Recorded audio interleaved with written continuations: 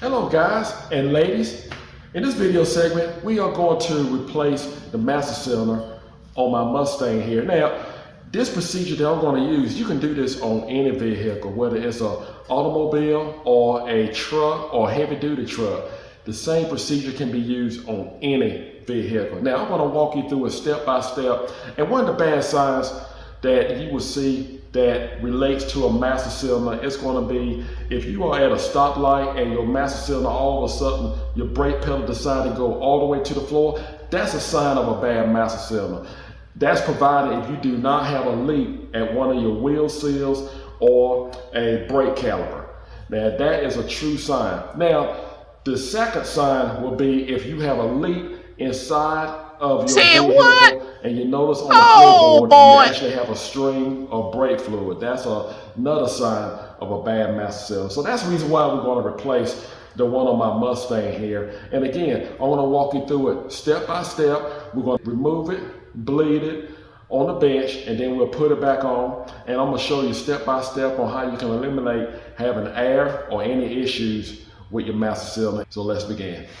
You want to put a drain pan right underneath the vehicle where the master cylinder is located. This is just a habit of mine. I want to take time to just, anytime when I'm working on a vehicle, I like to put a chuck block on one of the wheels. You can't be too safe. Now we at the master cylinder. Just going to unlock, remove the cap.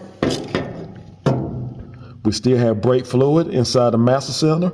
It wasn't too bad of a leak, but just enough to make me want to deadline the vehicle. We still have brake fluid inside the master cylinder, so it is definitely helpful if you suck out as much brake fluid as possible. So you can use a turkey baster or you can use a suction gun, either one, whichever is best for you or you have on hand. This is a perfect example right here what brake fluid would do to paint if you don't wipe it up in time. I decided to use a turkey baster.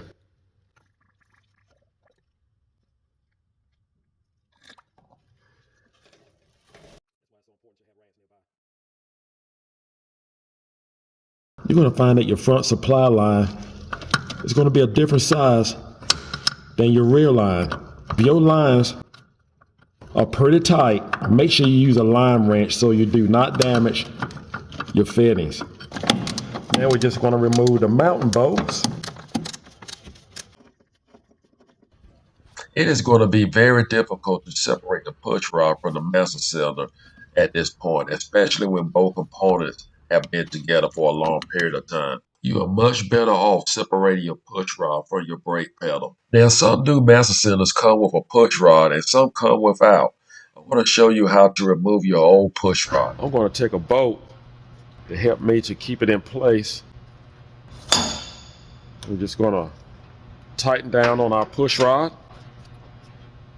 We're going to take a hammer and tap here on the master cylinder. Wash your feet, because once it comes out, it's just going to shoot out. Make sure you're wearing safety glasses.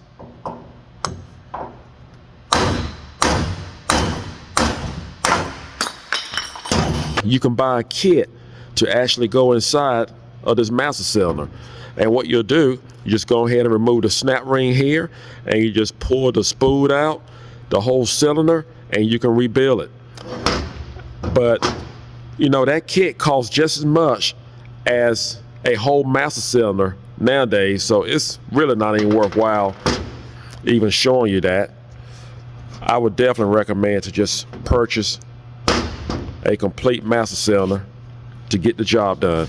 Be very careful when you order master cylinder for your Classic. Master cylinders without a booster is different from master cylinders that use a booster. And notice the port. Chances are the port size is going to be totally different. So be mindful. Make sure you order the correct master cylinder. You're going to need to bleed your master cylinder before you actually put it on the vehicle. And there are several ways you can actually bleed a master cylinder. So I'm going to use this one for a demonstration.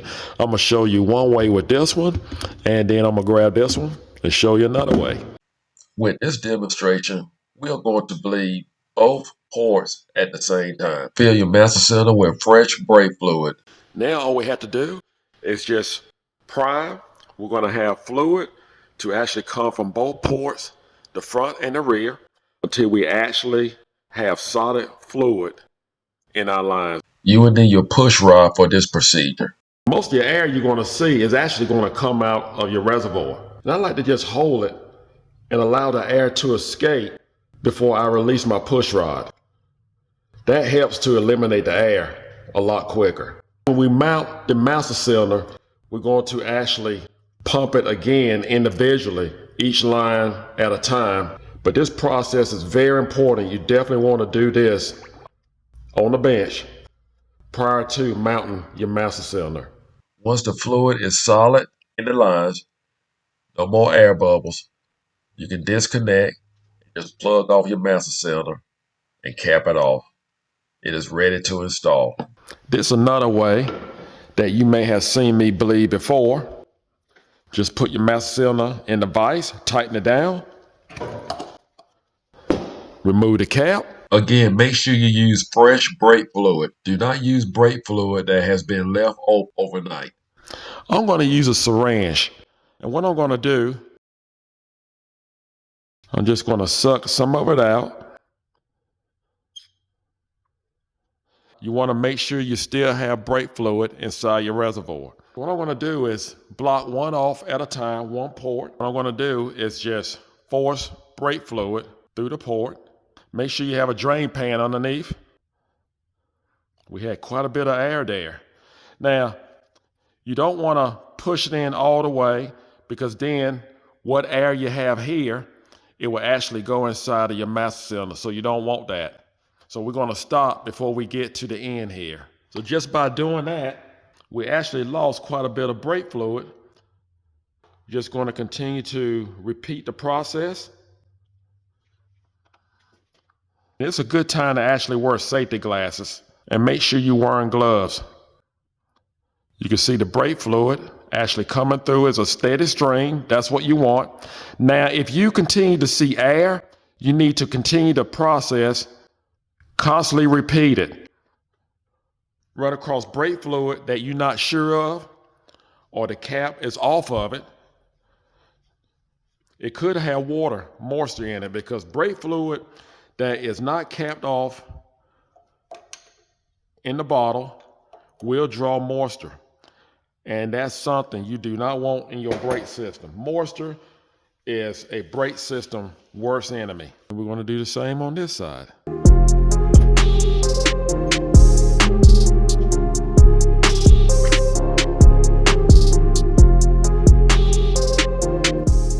This is why I like to do it either this way or the other way, because it don't take long for the air to actually exit the master cylinder. See how quick that was? I don't hear any more air, but I'm going to do it one more time just to make sure. That's two ways you can bleed your master cylinder, because your master cylinder have to be bled before you actually put it on the vehicle. I would recommend focusing on connecting the push rod to the brake pedal first before you tighten down your master cylinder. Make sure you put the quarter pin back in place. You want to leave the master cylinder loose enough to tighten up your lines. After you tighten your lines, you can tighten the two bolts for your master cylinder. Now that we have the master cylinder bolted down, there is another bleeding procedure that we have to do. The master cylinder is already bled. So what we need to do now, we need to bleed those two lines going to the master cylinder. We have to bleed those lines one at a time. So what you need to do, you need to have someone inside the vehicle to press down on the brake while you break one line loose at a time, and then having to hold the brake down, the brake pedal down, while you tighten that line back up, and then you having to press down on the brake again until you feel comfortable that you have all the air out of that particular line. Now you can only do one line at a time. And once you have completed one line, you do the other line. And once you feel comfortable that all the air is out of that line, then your bleeding procedure is done. And you're good to go. That's all you have to do to bleed a brand new master cylinder once you remove your old master cylinder. And I hope this video was helpful. Now you can do your own master cylinder. You don't have to take it to a shop unless you just want to. But at least you are familiar with what to do and what not to do and what may work best for you.